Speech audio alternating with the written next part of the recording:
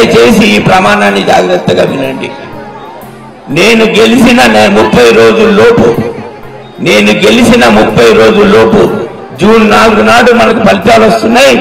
July 4 లోపు గజ్వెల్లో హరీష్ అన్న గారి సమక్షంలో, వేదిక ఉన్న నాయకుల సమక్షంలో ట్రస్ట్ కార్యక్రమాలు ప్రజాసేవకు మొదలు పెడతానని హామీ ఇస్తా ఉన్నా. అదే మాదిరిగా గెలిచిన 9 నెలల లోపు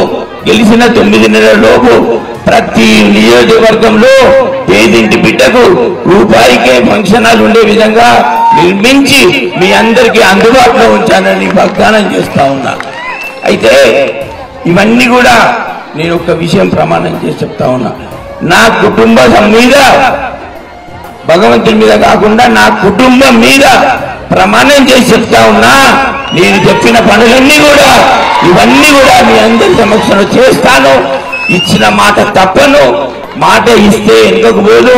ఒక విద్యావంతునిగా, కలెక్టర్గా అనుభవం ఉన్న వ్యక్తిని ఏమి చేయగలుగుతానో అవి మాటలు మాత్రమే మీకు చెప్పి మీ సేవకునిగా ఉంటా. నాకు ఒక్కసారి మీరు మీ అందరి ఓటేసి మీ సేవకునిగా, మెదక్ సేవకునిగా ఉండే అవకాశం ఇవ్వాలని కోరుతూ, నాకు 13వ తారీఖు నాడు జరిగే ఎన్నికల్లో మొదటి ఈవీఎంలో మొదటి బాక్స్ లో 4వ సీరియల్ నంబర్లో వెంకట్రామరెడ్డి పేరు పక్కన కారు గుర్తుకు మీరందరూ ఓటు వేసి ఘన విజయం సాధిస్తే మీ అందరి సేవలో ఉంటాను. మెదక్ ఎంపీగా వెంకట్రామరెడ్డిని గెలిపిద్దాం, ప్రశ్నించే గొంతును పార్లమెంట్ కు పంపిద్దాం.